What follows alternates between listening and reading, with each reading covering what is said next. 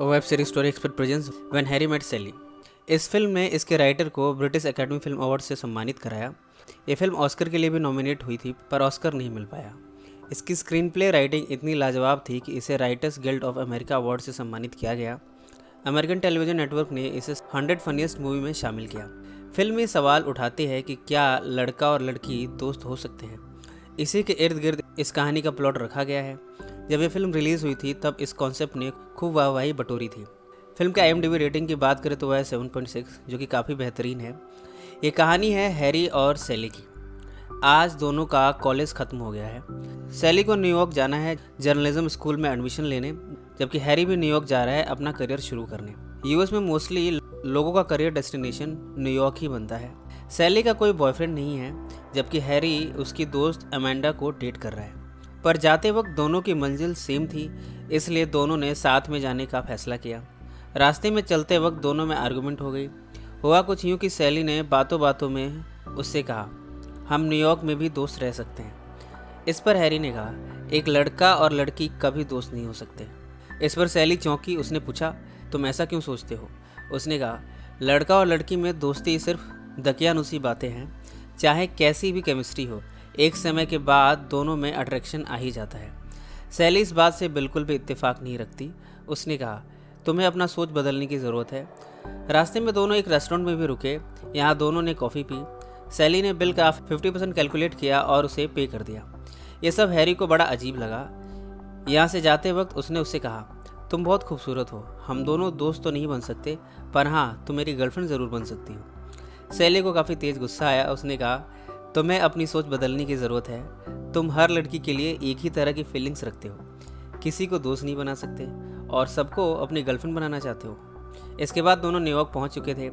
सैली Harry से pissed off हो चुकी थी। अब वो उसे दोबारा कभी भी नहीं मिलना चाहती। इस बात को 5 साल गुजर चुके हैं। इत्तेफाक से दोनों एयरपोर्ट पे मिल गए।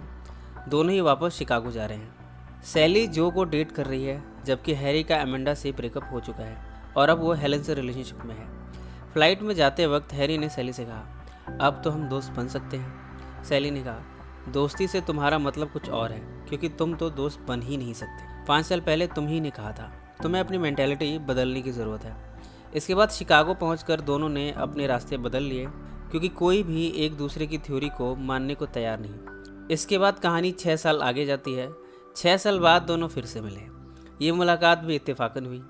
दोनों ने अपनी अपनी लाइफ डिस्कस की। सैली ने कहा, मेरी जो के साथ रिलेशनशिप टूट गई। जो को शादी नहीं करनी थी, वो फैमिली बच्चा इन सब में नहीं पढ़ना चाहता था, जबकि मैं अपनी खुद की एक फैमिली बनाना चाहती थी। इसलिए हम ज़्यादा दिन साथ नहीं रह पाए। हैरी ने भी अपना एक्सपीरियंस शेयर किया और कहा, मेरी भी हेलन के साथ रिलेशनशिप चली नहीं। सैली ने पूछा, क्यों?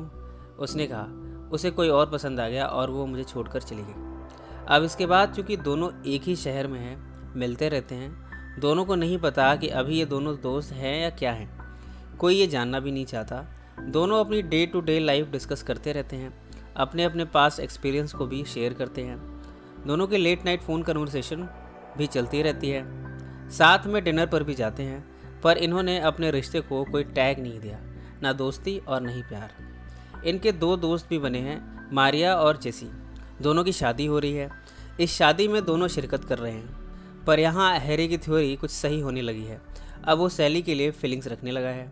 वो नहीं चाहता कि वो सैली से आकर्षित हो, पर वो अपनी भावनाओं को रोक नहीं पा रहा। इधर सैली भी हैरी को पसंद करने लगी है, पर वो भी कुछ नहीं कह रही। दोनों एक दूसरे को फ्रेंड ही साबित करने में लगे हैं। इन्हीं सब में एक दिन सैली ने हैरी को फ़ोन किया और रोते हुए कहा, जो शादी कर रहा है, कितनी अजीब बात है। अब मेरा उससे कोई लेना देना नहीं, पर वो किसी और से शादी कर रहा है। इस बात का मुझे क्यों बुरा लग रहा है। हैरी को लगा इस समय उसे सैली के साथ होना चाहिए, उसका गम बांटना चाहिए। वो उसके घर गया, पर यहाँ पहुंचकर उसने सैली को रोते हुए देखा। उसे कंसोल करने की कोशिश की। दोनों एक दूसरे के इतने करीब आ गए थे कि इन्होंने अपनी अपनी सीमाएं लांघ दी।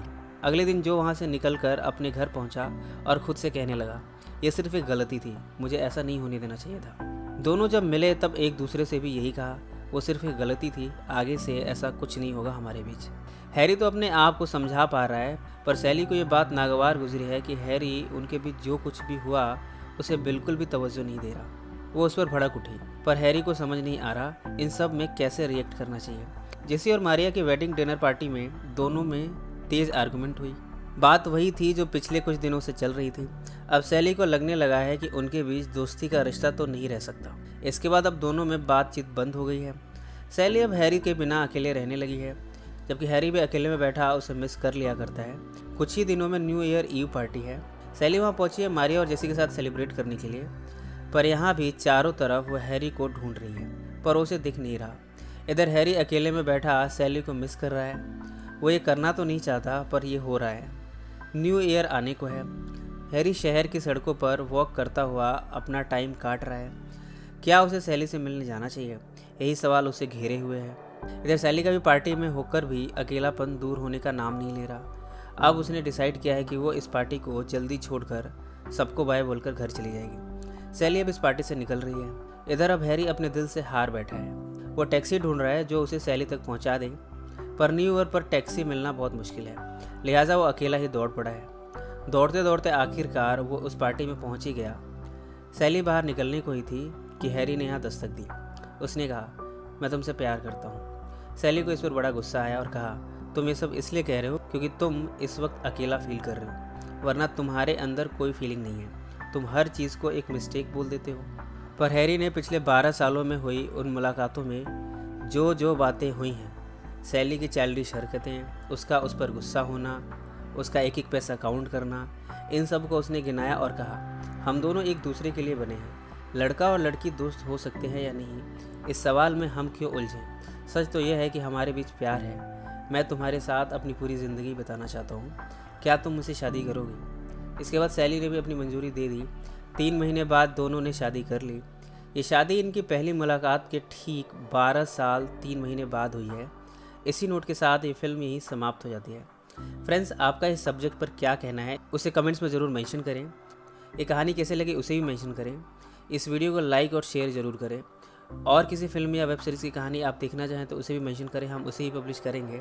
अगर आपने हमारे चैनल को अभी तक सब्सक्राइब नहीं किया तो सब्सक्राइब कर लीजिए और बेल आइकन दबा दीजिए। सो फ्रेंड्स, फिर मिलेंगे ज़िंदगी के किसी नए मोड़ पे।